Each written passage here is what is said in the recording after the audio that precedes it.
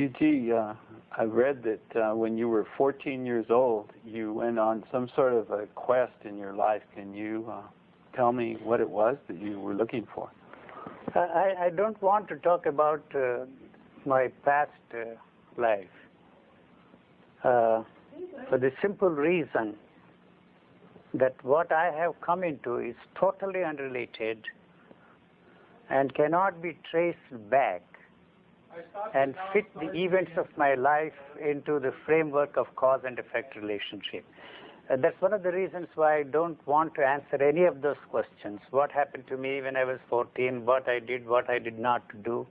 One thing I always emphasize and overemphasize at the risk of a repetitive way of saying things is that despite everything I did, whatever happened to me has happened. This is my line which I repeat all the time to make it very clear that there is no way you can prepare yourself to come into the state or whatever word you want to use, and it is not possible for you to prepare yourself to step into this or stumble into this state. That's the reason why I deliberately use the word stumble. By some strange chance or luck, I use these words to emphasize that my past has nothing to do with it, and despite everything I did or I did not do, I have stumbled into this, it is a sheer luck. I have to use that word luck because there is no way I can logically explain it to anybody. So it's not the luck of one who bought a lottery ticket and from then on is waiting to win $50 million. I showed you a cartoon published in a Chinese newspaper. Somebody bought a $50 million lottery ticket. He went to a monastery there and sat in front of Buddha and asked for his blessings to win. And you know the standard way of this mudra, he lifted his hand like that, and the fellow who bought that lottery ticket interpreted it as saying that Buddha wanted 30% of his fortune. Joking apart, there is no way you can fit whatever has happened to me in the cause and effect relationship. That's the reason why I always use the word is acausal. Acausal. And it's really not spiritual that you're talking about. You're not talking about a religious experience or a spiritual state. Not at all, not at all. That has surprised me because I expected to stumble into a kind of a state or get into a state where I will always be full of love, compassion, in a blissful state. Instead, I found that this body was freed from all those ideations and meditations and started functioning in a very natural way. That is the reason why I use the word natural state. The word natural state is not a synonymous term for moksha, liberation, freedom, transformation, or whatever you want to call it. The body, when once it is freed from this stranglehold of religious thinking, as a matter of fact, all thinking is born out of the religious thinking of man. Your political, economic, legal, every mode of human thinking is born out of the religious thinking of man. So it is totally unrelated to the way the people who claim to be enlightened describe this state. And so, I don't know if it makes any sense to you. So people, when they say you're too nihilistic or you're too negative about things, you're not really that negative. What you're doing is talking about something very different. They have to take shelter under the word negative because these statements are so positive that this is trying to destroy what you have taken for granted as positive. And so you have to put that label on me, call me a negative man. You see, all that I'm saying is negative, and so on and so forth. So you're not... Instead of accepting the fact that this is almost, I don't like to use the word shattering, the very structure that you have taken for granted is the one and the only one and the real one.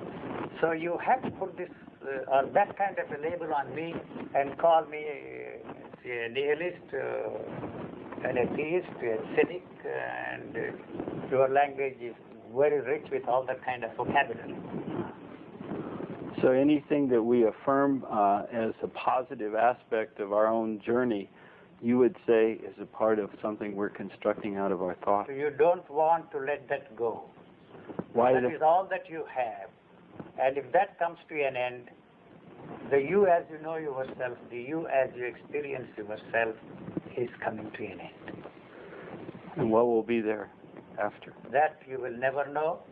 I have no way of finding out what I am left with, except to tell you how this body, freed from the stranglehold of religious thinking, is functioning in a natural way. What is left here is the pulse, the beat and throb of life. And the intelligence that is there, which is totally different from the acquired intellect, can handle anything that this body faces in its survival mechanism. I don't know if it makes any sense to you. You don't seem to suffer at all. I don't know what kind of a suffering you are referring to. The psychological pain is totally absent here. And the psychological pain is very important for you because you are struggling all the time to fit yourself into the value system created by our society and our culture. And so you don't have the guts, the courage to question the value system. If the value system is questioned, you are questioning the whole structure, your belief structure.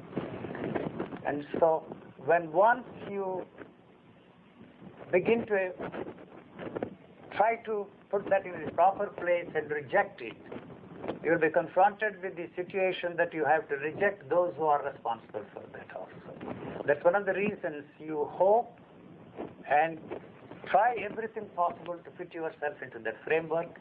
And I always say that you live in hope and die in hope. You are not going to succeed.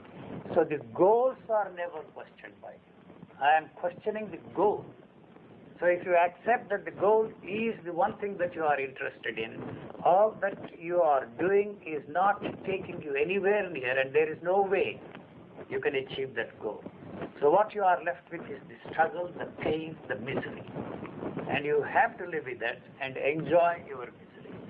So the other pain you are talking about, caused by physical pain, the body has a way of handling it.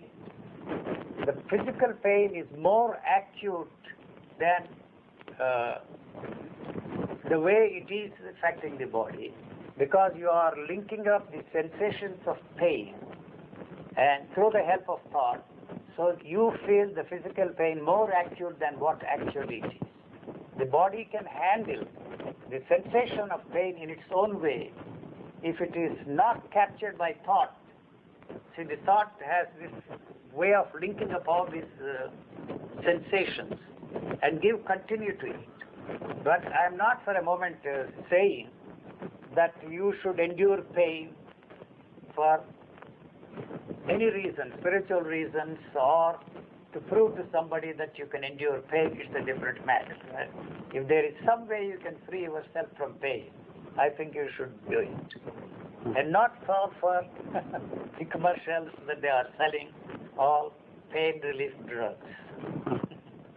So for you, the linkage between the thoughts... Two sensations of pain, through the help of thought, is really the one that is turning a natural sensation of pain into a very acute one.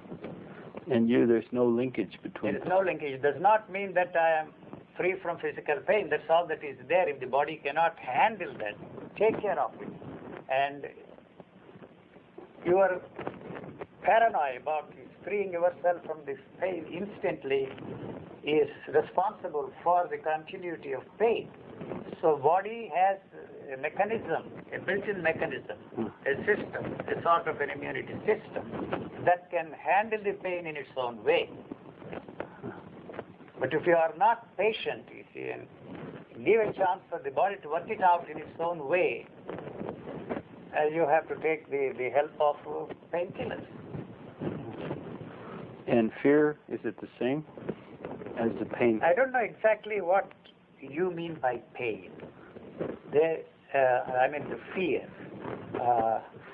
Fear is something which you can never come into contact. Fear is something which you can never experience.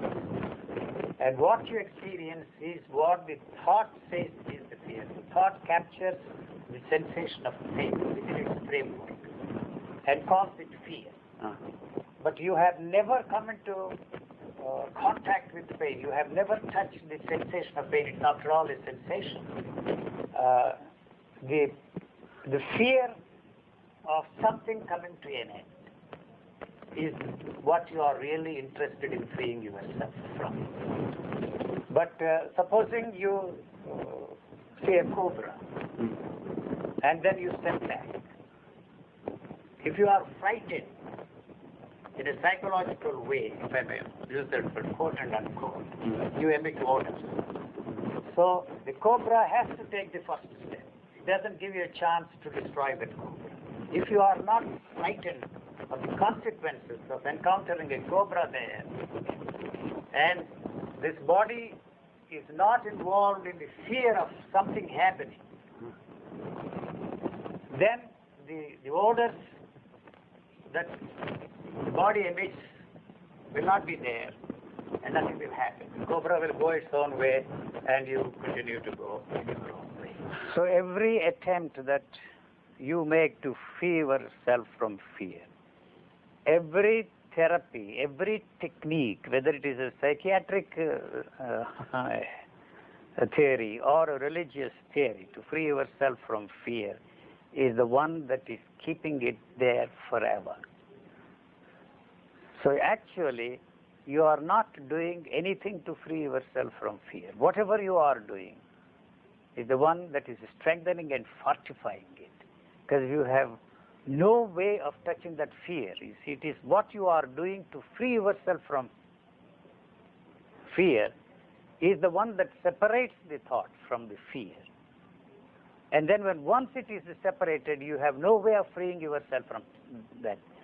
So what you are actually doing there is dealing with how to be free from fear and not fear. Fear is not there anymore. It's a sensation which lasts for not for long. All the sensations are very short-lived. And so the moment you do something to free yourself from what you call pain, you have separated yourself from fear. The fear is not there anymore.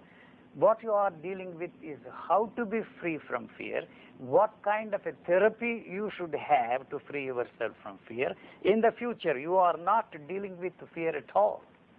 So whatever you are doing, all the techniques you are using to free yourself from fear, if they touch, and that will be burnt. So it will never, never touch the fear. So actually, you do not want to be free from fear. If the fear comes to an end, you will drop dead here. I guarantee that. What will be left there is anybody's guess. You will never know. Never touch the fear. So actually, you do not want to be free from fear. If the fear comes to an end, you will drop dead here. I guarantee that. What will be left there is anybody's guess. You will never know. He may sit there, the gentleman who is looking at you, and assure you and reassure you that you are very much alive, but you are not dead. He would tell you. But the you as you know yourself, the you as you experience yourself, isn't there anymore. So you do not want the fear to come to an end. What is there is only the fear. Everything you are doing is preventing the possibility of fear coming to an end. So all those therapies which people are selling in the marketplace cannot help you to free yourself from fear. And what can? Nothing will. You do not want the fear to come to an end. You face that end. Accept that fact. It is not in your interest to see that the fear comes to an end. So what you are actually dealing with is how to be free from fear and not fear. Fear is something living. It's an extraordinary energy that you cannot kill, that you cannot capture, that you cannot contain and give expression to. All sensations are like that. Anger, for example. All the time you are trying to be free from anger. It's an outburst of energy, tremendous energy. The fear that you will hit somebody, destroy somebody, you are attributing that to anger, but that you are not actually dealing with anger. How to be free from anger? What an angry man would do, that's all that you are dealing with, but not with anger. It is something like a high tide in an ocean. The tide can never be separated from the ocean. So if you don't play with that, it will take care of itself. So that applies to all sensations. So all sensations are essentially the same. Integral part of the natural functioning of the body. You cannot separate fear from anger, greed, jealousy, envy, So the desire is one of the most extraordinary things that the body has to deal with. See, you cannot destroy desire. Desire is an integral part of that body. So you are not dealing with the desire there at all. How to be free from desire? Because those jokers have been telling us that you should be free from desires. You are wanting to be free from fear is a desire. You are wanting to get enlightenment is a desire. You are wanting to run away with the most beautiful neighbor's daughter is a desire.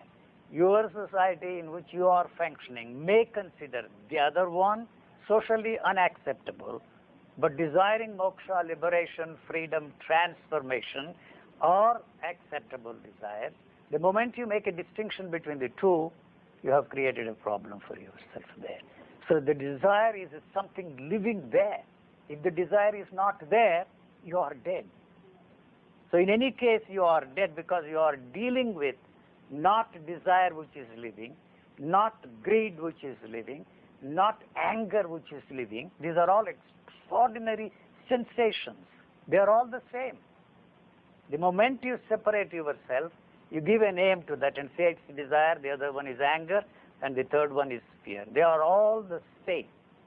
Exact. Each desire, each sensation may have a different, not the quality, different length of time, intensity, if I may use that word.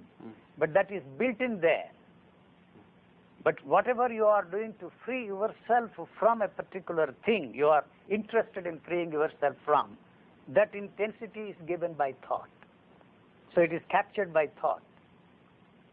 So how can you free yourself from any of the sensations? The body has to respond to the stimuli. That's all it is doing there. And there also, the sensation and the response to the sensation is one unitary movement. They cannot be separated at all. The moment you, through the use of thought, separate the sensation and the response to the sensation, you have created the problem for yourself. This is a conversation, you call it? No. So how do we find ourselves... How is the word which should be eliminated from the English language? Not only from the English language, all the languages that we use to communicate with others. How implies you want to know. Right. You already know a lot. How to be free from desire, how to be free from fear, how to be free from anger. Why do you want to know from me? Huh? How to be free from all those things. If I said this would be the way you can free yourself from fear, you will add one more to the list of things you already have. I really don't know how I freed myself from any of these things. But suddenly it occurred to me that there is nothing there to be free from. And your state or condition, if it happened to another person, Yes. if it should happen, Yes. what they would be totally different from. Totally different. It will express in a different way. You know? It will be something new. It will be different. Because the background of yours is different from my background. I don't know how I freed myself from my background. There is no way I can tell you how I freed myself from the background. It is not operative anymore. It has lost its power of controlling the functioning of this body to function in its own natural way. That's all. How it happened, I really don't know. And what I am left with can never be captured by the experiencing structure here and pass it on to somebody. If I do that, it will do more harm than good. So no one can imitate you in order to arrive at your state? Not at all, not at all. This is something which my favorite word cannot be produced on an assembly line. And so this has no value for me, and it cannot have any value for the society, because it cannot be fitted into that value system. Actually, it destroyed the stranglehold of the value system in this individual. So any attempt on your part to use this will destroy your value system. It is interested in continuity. It is interested in perpetuating itself. That's all it is interested in. That is the reason why you are fighting with whatever I am saying.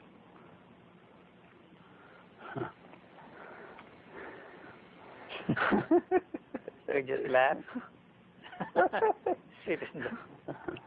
So people, when they talk to you, it's really a battle to hold on to what they already have. I wouldn't call it battle, but Struggle. Huh? People are struggling to hold on. I don't know. You should know what's going on there. I have no way of describing what's going on there. It is not you. The one that has created what you call you does not want to accept this, because that would put an end to that. So it is that is fighting this battle. That is not interested in touching this at all, because this would destroy that.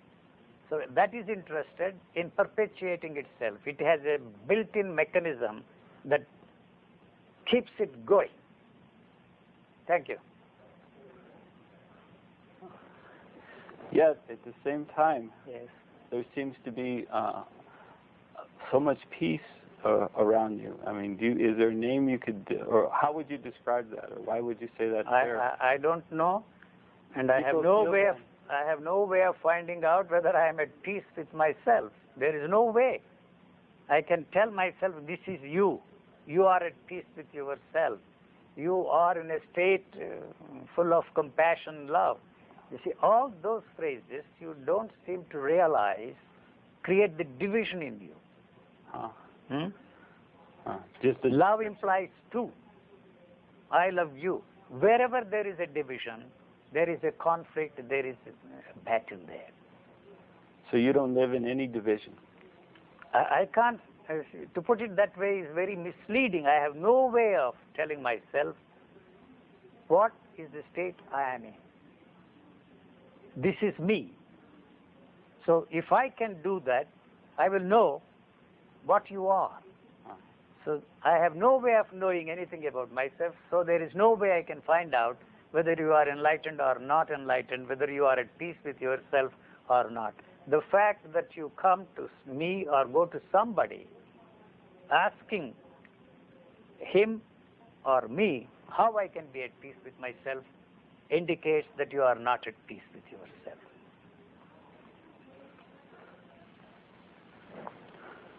That's enough, I suppose.